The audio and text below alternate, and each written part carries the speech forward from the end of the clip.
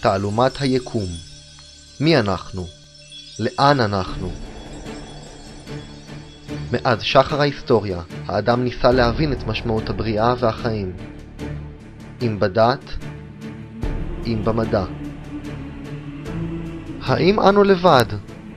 ומי זו הישות האלוהית הזאת שפועלת מעלינו וצופה את צעדינו?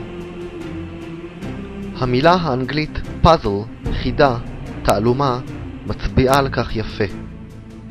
לכן ניקח את הפאזל כדוגמה ליקום. תחילה נראה הפאזל, אותו משחק ילדים, שטחי ופשוט.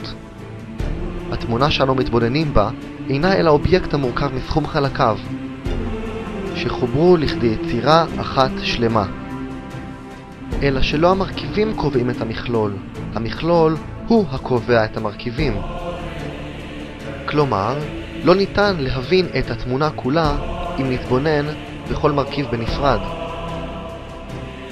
נוכל להתבונן בחלק אחד של הפאזל ימים שלמים ולחשוב שאנו יודעים על צורתו וצבעו מבלי לדעת עליו דבר באמת. מה שקובעת זאת האפשרות לחבר כמה חלקים יחדיו. רק לחלקים הצמודים זה לזה יש אופי קרי ובעל משמעות, ואז לחלק הבודד אין עוד הצדקת קיום לבדו.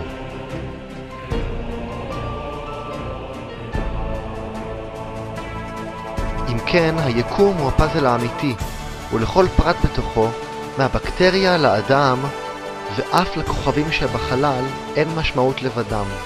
רק חיבור כל החלקים יחד נותנים משמעות לעצמם ולסובב אותם ביקום.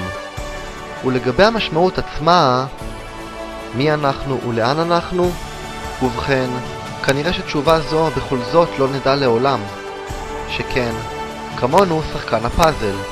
כל תנועה שיעשה, כל חלק ששחקן הפאזל ייטול בידו, יבחן, יתבונן וילמד, כל צירוף שינוסה להבנת הפאזל, כל אינטואיציה, כל תקווה, כל ייאוש, הוכרעו, חושבו ונשקלו על ידי יוצר הפאזל עצמו שעשה זאת לפניו,